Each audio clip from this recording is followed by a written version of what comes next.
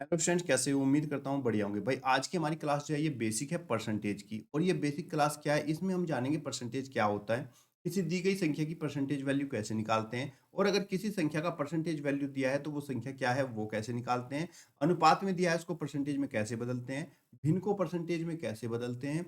आज की बिल्कुल बेसिक क्लास है। और ये बेसिक क्लास इतनी ज़्यादा इंपॉर्टेंट है कि अगर आपको बेसिक ही नहीं पता होगा फिर आप बाकी क्वेश्चन कैसे कर सकते हैं। दूसरी बात, परसेंटेज आपका बहुत ज़्यादा इंपॉर्टेंट है।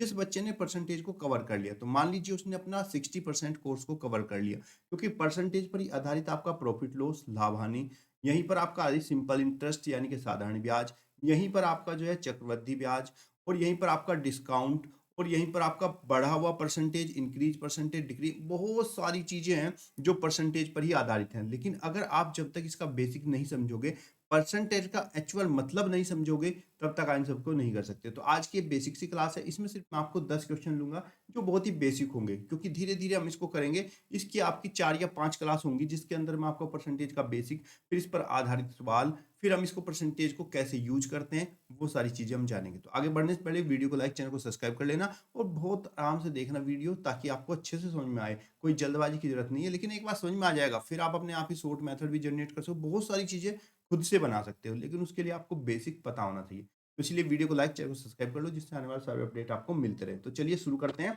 Best of luck. तो बच्चों चलिए शुरू करते हैं। सबसे पहले जानते हैं परसेंटेज क्या होता है। देखो नाम से पता चल रहा है प्रतिशत। प्रतिशत, प्रतिशत का मीन्स क्या हुआ? प्रत्येक 100 में से, प्रत्येक 100 में से, यानी कि हम जो भी परसेंटेज की वैल्यू को काउंट करते हैं वो 100 के साथ इसकी तुलना करते हैं।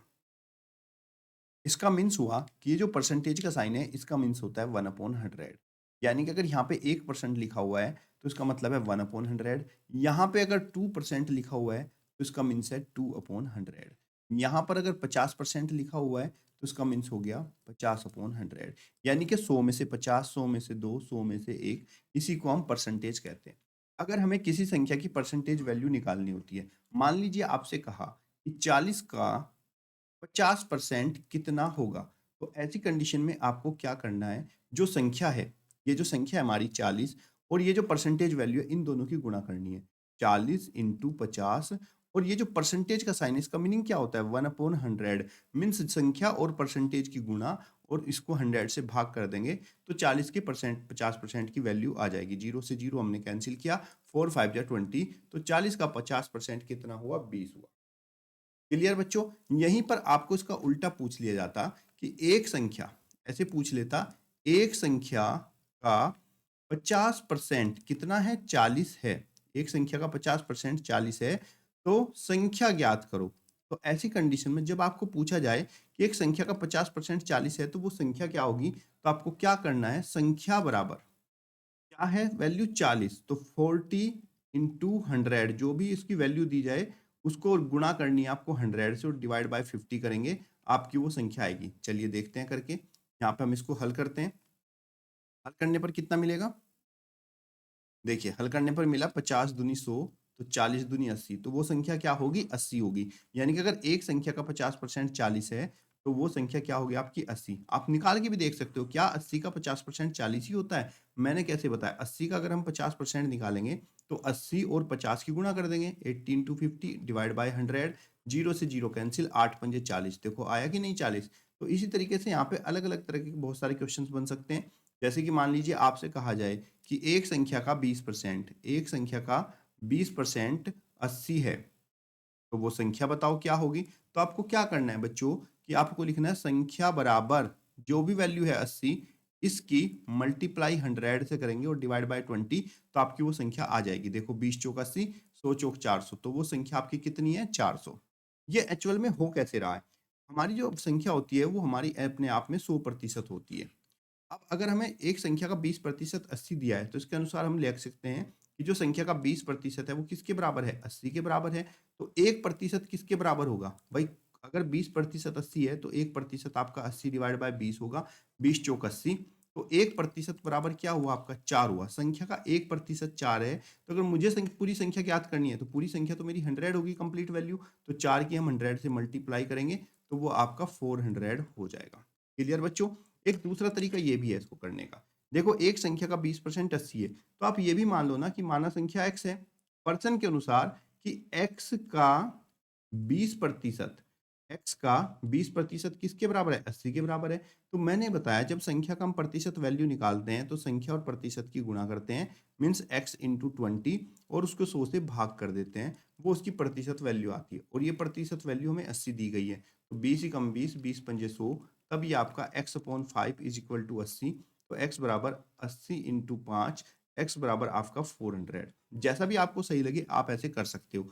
नहीं तो सबसे सिंपल तरीका, अगर किसी संख्या की परसेंटेज वैल्यू दी गई है तो आपको बस क्या करना है, उस संख्या जो भी आपकी परसेंटेज वैल्यू दी गई है इसकी मल्टीप्लाई, जैसे आपकी 80 दी गई है, 80 मल्टीप्लाई 100 और डिवाइड बाय परसेंटेज वैल्यू करेंगे तो आपका आंसर आ जाएगा। क्लियर बच्चों? अब देखिए यहाँ पर ध्यान से अगली वैल्यू।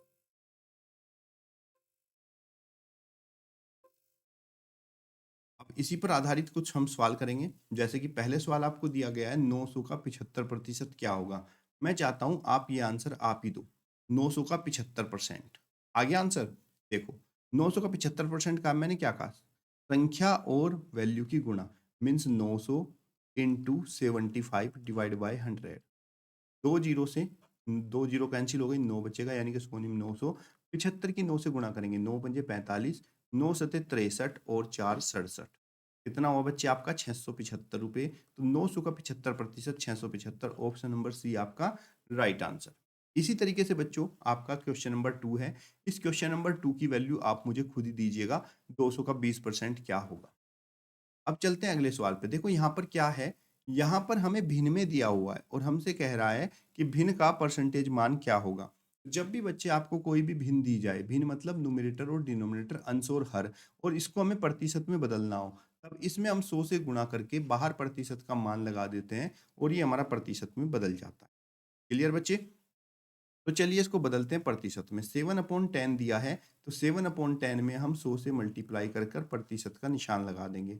इसको हल कर देंगे, 10 से 100 कटेगा, 10.100, 7.70। तो ये हमारा 7/10 जो है वो 70% के बराबर होगा। ऑप्शन नंबर डी आपका राइट आंसर। क्लियर बच्चों?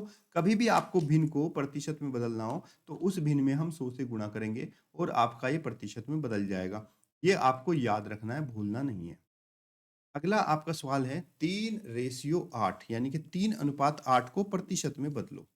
तो प्यारे बच्चों, जब आपकी कोई संख्या अनुपात में दी जाती है तो आपको पता है अनुपात को भिन्न में लिखने के लिए उसको इस रूप में लिखते हैं। ये आपका अनुपात जो है भिन्न में बदल गया, और मैंने बताया भिन्न को अगर प्रतिशत में बदलना है तो 100 से गुणा कर दो और प्रतिशत का निशान लगा दो।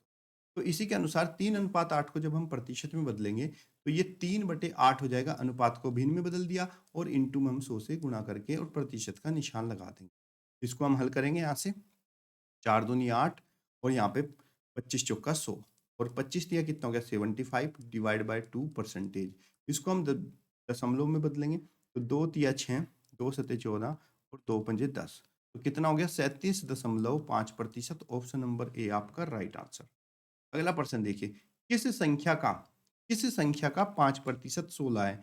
यानी कि एक संख्या है उसकी जो 5% वैल्यू है वो 16 के बराबर है, तो वो संख्या क्या होगी। तो मैंने अभी आपको समझाया था शुरू में कि अगर मुझे संख्या निकालनी है तो संख्या बराबर क्या होता है, जितनी भी इसकी वैल्यू दी गई है 16 दी गई है, इस 16 में आपको 100 से गुणा और डिवाइड बाय प्रतिशत से भाग कर देंगे, आपका आंसर आ जाएगा। चलिए करते हैं, 5 दूनी 10 और 0, 16 दूनी 32, तो वो संख्या हमारी 320 होगी। ऑप्शन नंबर ए आपका राइट आंसर। इसी को करने का दूसरा तरीका भी है। आप ऐसे भी कर सकते हो कि माना संख्या x है और x का परसेंट के अनुसार जो 5% है वो 16 के बराबर है। तो x का 5% निकालेंगे, means x into 5 divide by 100 is equal to 16। 5 से अगर मैं 16 को काटता हूँ, 5 एकम 5, 5 दूनी 10, 0, तो x बटे 20 बराबर मेरा 16 आएगा। तब x बराबर 16 इंटू 20, x बराबर 320। दोनों ही तरीके से आप कर सकते हो। ये आपका डायरेक्टली है, जो भी वैल्यू है उसमें 100 से गुणा कर दो और प्रतिशत से भाग, आपकी वैल्यू आ जाएगी। अगला प्रश्न देखिए, मोस्ट इंपोर्टेंट है। अब अगला सवाल देखिए आप बच्चों, उस संख्या का 40% क्या होगा जिसका 200% 90 है। तो आपको पहले यहाँ पे संख्या निकालनी पड़ेगी कि हमारी संख्या क्या है, और संख्या निकालने के बताया मैंने, जब किसी संख्या का आपको प्रतिशत मान दिया जाता है तो ऐसी कंडीशन में वो संख्या बराबर जो भी आपका प्रतिशत मान दिया कितना है 90, इस प्रतिशत मान में आप 100 से गुणा करोगे और प्रतिशत से भाग कर दोगे तो आपकी संख्या आ जाएगी। 2 से 200 कटेगा 2 बार और 2 से 45 को काटेंगे, 90 को काटेंगे 45 बार, तो वो संख्या हमारी कितनी हो गई 45। लेकिन प्रश्न में कहा उस संख्या का 40% क्या होगा, संख्या नहीं पूछी है, 40% पूछा है। तो आपकी संख्या तो आई 45, अब 45 का 40% आपको निकालना है। और जब किसी संख्या का प्रतिशत वैल्यू निकालते हैं तो संख्या और प्रतिशत मान की गुणा मीन्स 45 इंटू 40 और डिवाइड बाय 100 करते हैं तो उसकी प्रतिशत मान आ जाता है। 0 से 0 काट दो, 2 दूनी 4 और 2 पंजे 10 और 5 से 45 कटेगा 9 बार और 9 गुना 2 9 दूनी 18। तो उस संख्या का 45% आप उस संख्या का 40% आपका 18 हो जाएगा। ऑप्शन नंबर सी आपका राइट आंसर। अगला सवाल है आपका 75 का x प्रतिशत, 75 का x प्रतिशत बराबर 50 का 30% कितना होगा। जब ऐसी कंडीशन हो, देखो यहाँ पे कोई प्लस माइनस का साइन नहीं है, बस सिंपल सा लिखा हुआ है 75 का x प्रतिशत बराबर 50 का 30% है, तो x का मान क्या होगा। ऐसी कंडीशन में आपको क्या करना है, तो आपको लिखना इंटू x प्रतिशत और इज इक्वल टू 50 इंटू 30%। अगर ऐसा है इक्वल टू में तो आप पहले प्रतिशत से प्रतिशत को हटा दीजिए। तब x बराबर 50 इंटू 30 और ये जो 75 मल्टीप्लाई में है ये इधर आकर डिवाइड में आ जाए। यहाँ से इसको हल कर देंगे बच्चों, यहाँ से इसको काट देंगे, ये कट जाएगा आपका 25 दूनी 50, 25 तिया 75 और 3 से 30 कटेगा 10 बार। तब 10 इंटू 2 इज इक्वल टू 20, तो x का मान 20 होगा। ऑप्शन नंबर डी आपका राइट आंसर। देखो ऊपर वाले क्वेश्चन में और नीचे वाले क्वेश्चन में काफी अंतर है। यहाँ पर डायरेक्ट वैल्यू दी गई थी लेकिन यहाँ पर एक प्लस का साइन भी आया। इस क्वेश्चन को अगर हमें हल करना होगा तो कैसे करेंगे, x का 5% मीन्स 5 इंटू एक्स, प्रतिशत और x की गुणा और डिवाइड बाय 100 प्लस 75 का 16% means 75 into 16 divide by 100 is equal to किसके 16 के बराबर। यहाँ से इसको हल करेंगे 25 तिया 75, 25 चौका 100 और 4 चौक 16। अब ये आपका हो जाएगा यहाँ से 5x बटे 100, ये हो गया 5x बटे 100 प्लस यहाँ से 3 चौक कितना हो गया 12 बराबर 16। अब 5x बटे 100 बराबर ये जो 12 प्लस है इधर आकर माइनस हो जाएगा, ये आपका 16 माइनस 12। इसको हम यहाँ पर अगर कैंसिल होता है कैंसिल करेंगे, 5 एकम 5, 5 दूनी 10 और 0। अब x बटा 20 बराबर 16 माइनस 12 कितना हो आपका 4, तिरछी गुणा करेंगे x बराबर 20 चौक 80। तब x का मान कितना होगा बच्चे 80 हो जाएगा। ऑप्शन नंबर बी आपका राइट आंसर। अगला प्रश्न देखिए, 30 विद्यार्थियों की एक कक्षा है, 30 विद्यार्थियों की एक कक्षा है जिसमें 40% लड़के हैं, 30 लड़कियां हैं, तो लड़कियों की संख्या कितनी होगी हमें ये बताना। तो देखो यहाँ पे कुल विद्यार्थी कितने हैं, कुल विद्यार्थी, अगर हम कुल विद्यार्थियों की बात करें तो यहाँ पे कुल विद्यार्थी जो है वो 30 हैं और यहाँ पर जो लड़के हैं, जो यहाँ पे बॉयज हैं वो हैं 40%। अब एक बात बताओ बच्चे, टोटल जो विद्यार्थी होंगे, टोटल जो स्टूडेंट होंगे वो हमारे 100% होंगे, क्योंकि भाई यहाँ पे दो ही तो होंगे स्टूडेंट में, या तो लड़के होंगे या फिर लड़की होंगे। तो जब लड़के 40% हैं तब गर्ल्स कितनी हुई, तो गर्ल्स हो जाएंगी 100 माइनस 40, क्योंकि टोटल लड़के और लड़की तो 100% होंगे।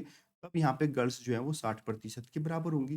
पूछ रहा है लड़कियों की संख्या क्या होंगी, तो टोटल विद्यार्थी है 30, तो 30 का जो 60% होगा वो लड़कियों के बराबर होगा, मीन्स 30 इंटू 60 डिवाइड बाय 100। 0 से 0 गया, 0 से 0, 36 18, तो यहाँ पर लड़कियों की संख्या 18 हो जाएगी। ऑप्शन नंबर सी आपका राइट आंसर।